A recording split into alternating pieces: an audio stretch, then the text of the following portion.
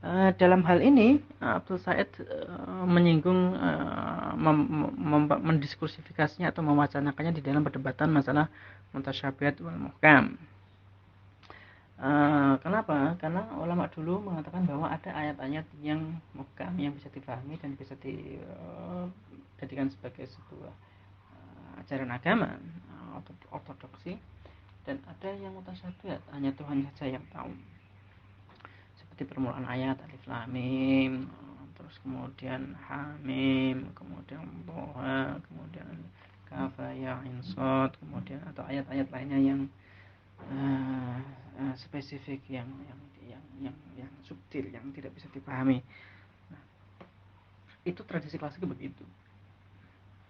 Tapi menurut Abdul Said, ayat itu bisa dipahami, meskipun dia jangan mengklaim bahwa orang tidak bisa mengklaim bahwa ayat bisa dipahami secara objektif, tembus pandang dan final. Orang hanya bisa mendekati makna yang diinginkan oleh teks, tapi tidak bisa menemukan objektivitas makna itu. Mengapa?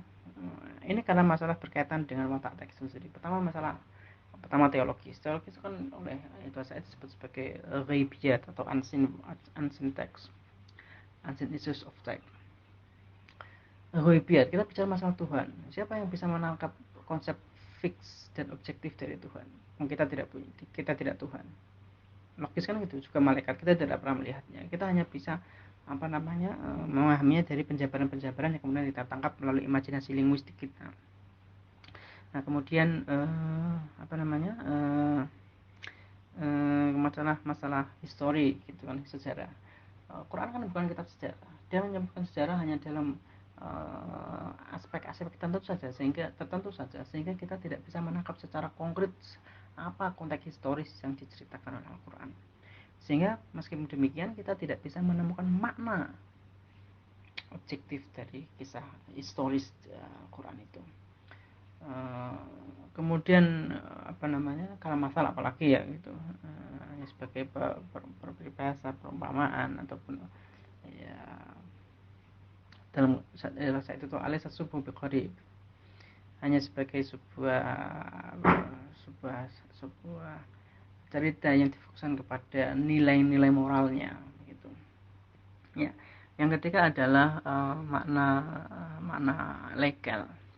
Ya, makna legal ini juga tidak bisa ditemukan makna objektifnya. Kenapa?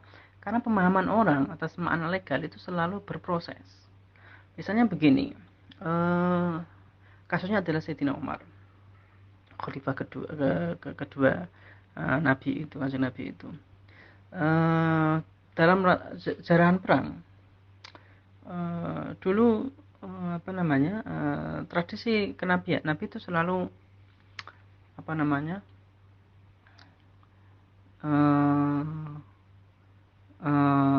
membagi rata dari rampasan perang. Nah, kemudian setelah zaman sampai pada masa itu juga dilakukan oleh Sayyidina Abu Bakar.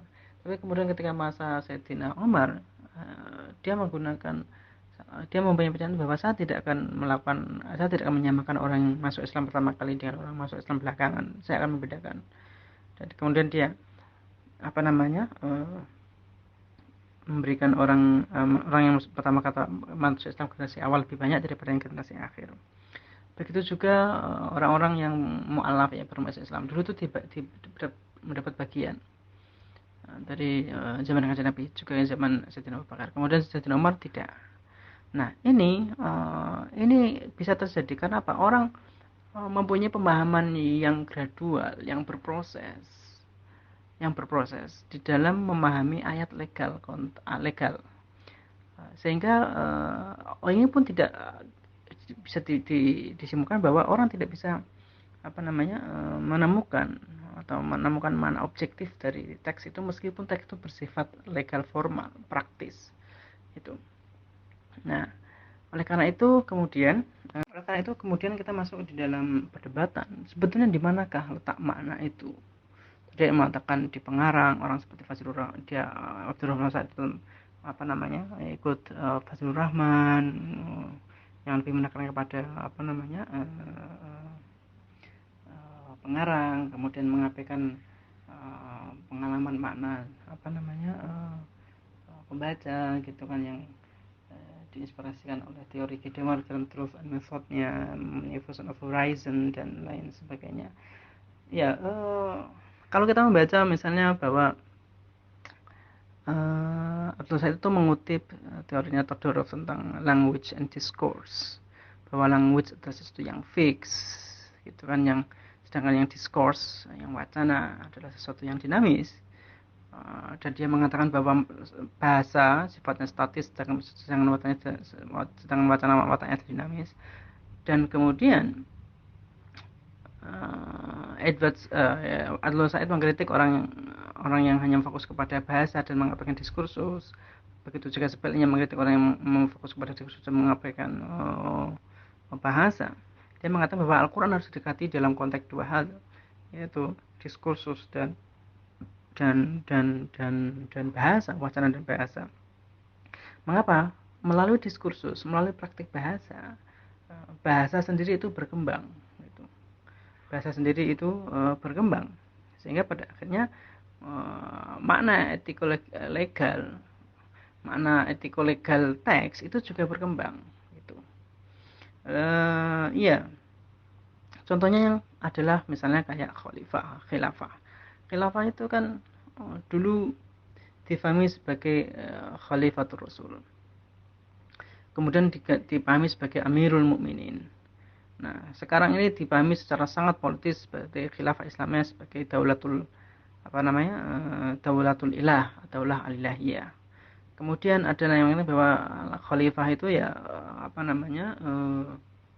pemimpin yang resmi yang diangkat oleh komunitas muslim, apapun bentuk negaranya. Nah, ini kan satu bentuk, ini ja'il fil ardi khalifah misalnya. Ini kan satu bentuk etiko-legal yang maknanya itu berproses. Kalau maknanya ada di dalam ayat Al-Quran, tentu akan selesai. Adanya progres dinamika makna ini bukti bahwa teks mengalami diskursifikasi, tidak hanya pada bahasa saja, tapi dalam tataran diskursus. Kemudian dari mana datangnya diskursus ini? Dari praktek pemahaman dan praktek pergulatan bahasa pengguna bahasa itu sendiri. Jadi dari praktek pengalaman kebahasaan muslim itu sendiri. Melalui pengalaman kebahasaan itu kemudian muslim menemukan makna-makna baru yang bisa dinisbahkan kepada teks yang ada dalam Al-Quran. Ini menunjukkan bahwa sebetulnya makna itu terletak di antara dinamika antara wacana dan bahasa yang ada di dalam Al-Quran. Ini kalau menurut saya. Ya, ini saya pikir adalah fokus yang harus yang penting untuk dicermati ketika berbicara masalah Said. Melalui